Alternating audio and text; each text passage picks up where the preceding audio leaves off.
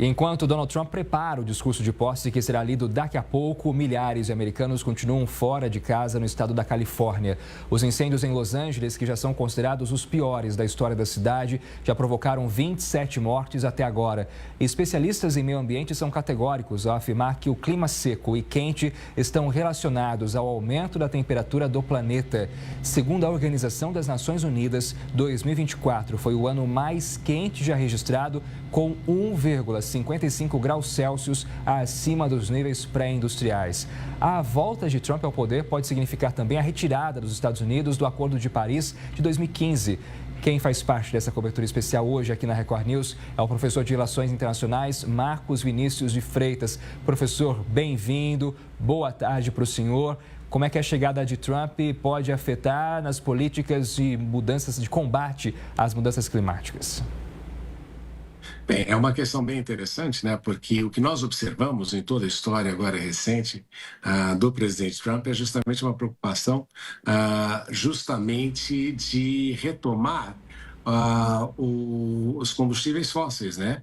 Nós sabemos que os Estados Unidos, nos últimos anos, se tornaram aí o principal produtor mundial de petróleo, mais até do que a Arábia Saudita, e nesse processo todo o que nós vimos é que ele tem retomado esta questão justamente pelo fato de que tem uma vantagem competitiva comparada a qualquer outro país do mundo. Inclusive, isso tem sido importante na relação dos Estados Unidos com a Europa. E também, então, esse é um aspecto fundamental nessa questão do clima. E o outro aspecto que nós não podemos deixar de levar em consideração é o fato de que, de alguma forma, uma economia mais verde, uma economia verde, como nós temos falado ultimamente, temos discutido muito ao longo dos últimos anos sobre a discussão com relação às mudanças climáticas, o país principal e o mais relevante neste processo todo, sem dúvida, tem sido a China. E o que nós vemos aí é que a economia verde representaria, globalmente falando, uma transferência grande de recursos para a China em razão das inovações tecnológicas que o governo chinês e as empresas chinesas têm feito. E por essa razão, nós observamos que Trump é reticente na questão do meio ambiente, justamente pelo fato de que pode, de alguma maneira, sentir que os Estados Unidos perderão um grande quinhão desta nova economia global. Professor, em relação ao Acordo de Paris, né, o senhor acredita que, de fato, os Estados Unidos podem se retirar e o que isso significaria na prática? Não será a primeira vez, né? Os Estados Unidos já saíram no passado por causa da questão do próprio governador Trump, né? Do próprio presidente Trump, que entendia que o acordo era negativo. Mas não é a primeira vez que isso acontece. A postura norte-americana com relação a esses acordos de clima tem sido sempre muito reticente. Não podemos esquecer que desde o protocolo de Kyoto, que foi basicamente rechaçado no Senado dos Estados Unidos, é a questão de alterações, de redução de emissão de CO2 e de redução de emissões é preocupante para o governo norte-americano, porque entende que isso, em primeiro lugar, levaria a uma desaceleração da economia norte-americana e, por outro lado, também poderia necessariamente implicar um aquecimento e um crescimento da economia chinesa, da economia indiana e de outros países que não estariam e não se sentiriam obrigados a manter a questão da emissão, justamente pelo fato de que são países em desenvolvimento. Então, este é o grande pano de fundo, não é? O quanto os países desenvolvidos querem efetivamente que os países em desenvolvimento venham a se desenvolver e o quanto essa questão relativa ao direito de poluir é essencial no processo de desenvolvimento econômico de uma nação.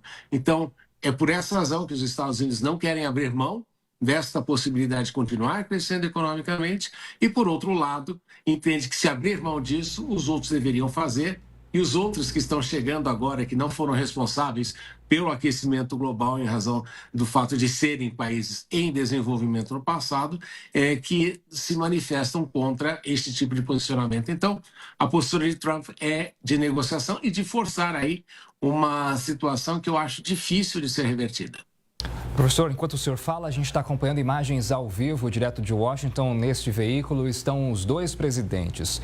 O atual presidente, Joe Biden, que está na reta final deste mandato, e o novo presidente, Donald Trump, que será empossado, na verdade, daqui a pouco e assume o governo que começa a partir de poucos minutos, Trump no poder, né? É uma cena simbólica, muito emblemática, a gente ter os dois presidentes juntos no mesmo veículo, Biden e Trump, que tomaram há pouco chá na Casa Branca, fazendo parte desse processo também, desse protocolo em relação à posse de um presidente americano. E agora a gente vai ver na aproximação da imagem o momento da saída deles, né? A câmera vai se aproximar, espero que o cinegrafista vai se aproximar para a gente conseguir ver bem de perto o momento em que Joe Biden e Donald Trump saem do veículo para que a posse de Trump possa acontecer daqui a pouco dentro do Capitólio. A gente já mostrou muito aqui dos convidados que já chegaram ao Capitólio. São mais de 2.000 pessoas que foram convidadas para acompanhar muito de perto a posse do novo presidente dos Estados Unidos, Donald Trump. Ah, aí está o veículo, exato, esse é o veículo que leva Joe Biden, que é o primeiro a sair, como a gente vê pela imagem, ainda que distante. Joe Biden chegando ao Capitólio para participar da cerimônia de posse de Donald Trump. É um momento simbólico, né, professor? Mas mostra que a democracia está sendo cumprida nessa transferência de poder. E também é importante porque, de alguma forma, evidencia que Biden é muito melhor perdedor do que Donald Trump, né? Porque, se você recordar, o Trump não quis nem participar da posse de Joe Biden. E é até interessante quando nós pensamos que, de fato, para os republicanos, para os democratas, teria sido muito mais interessante se o presidente Trump tivesse vencido o último período eleitoral, justamente porque haveria um desgaste relativo ao problema econômico de recuperação pós-Covid. Mas nós observamos aí que Biden, em razão dos seus vários anos de política, conseguiu ter a presença de espírito de não retornar a Trump a mesma forma e indelicadeza, né, que ele fez no passado quando rejeitou a participar da cerimônia de posse do presidente Joe Biden. Então, é importante para a democracia que sai fortalecida com este ato. Nós sempre dizemos que democracia não é só voto, mas o mais importante e o mais relevante na questão democrática sempre essa situação de transição de poder entre grupos opositores e grupos diferentes. Então, aí está muito claro que a transição é essencial e isto é um elemento fundamental de uma forma de você realmente reconhecer um amadurecimento democrático de uma nação.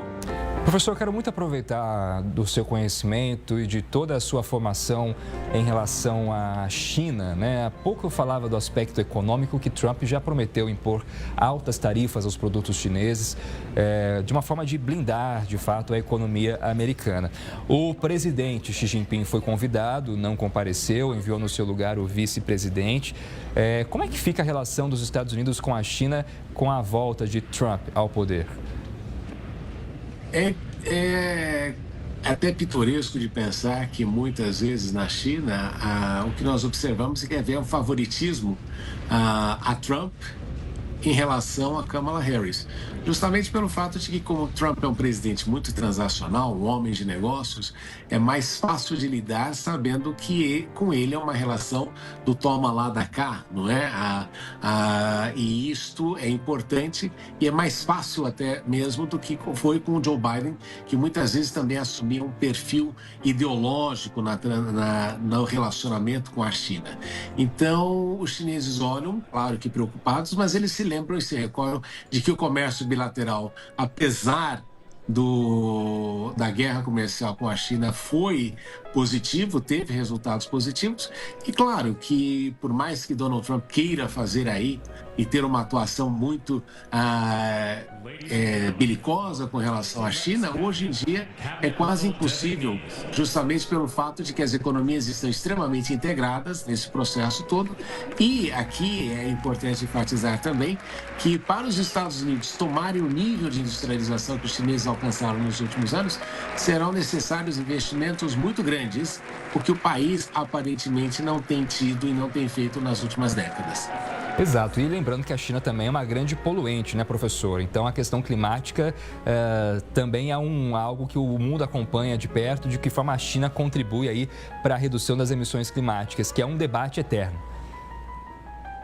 Mas a gente não pode esquecer também que a China se transformou no grande poluidor global, porque justamente a China representou uma terceirização da poluição global para o Ocidente, né? Se hoje em dia você anda na Alemanha, na Inglaterra ou mesmo nos Estados Unidos, respirando o ar mais puro, é porque a China assumiu essa questão da poluição global para produzir aquilo que alemães, brasileiros, alemães, americanos, portugueses, franceses respirem um ar mais puro. Então, justamente este é um dos imbróglios da questão, não é?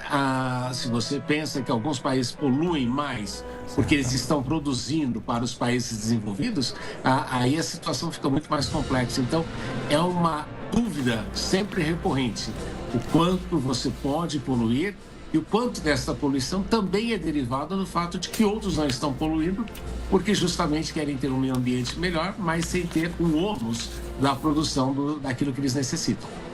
Professor Marcos Vinícius de Freitas, obrigado por estar com a gente hoje nesta data especial aqui na Record News. Foi bom te ouvir. Até uma próxima.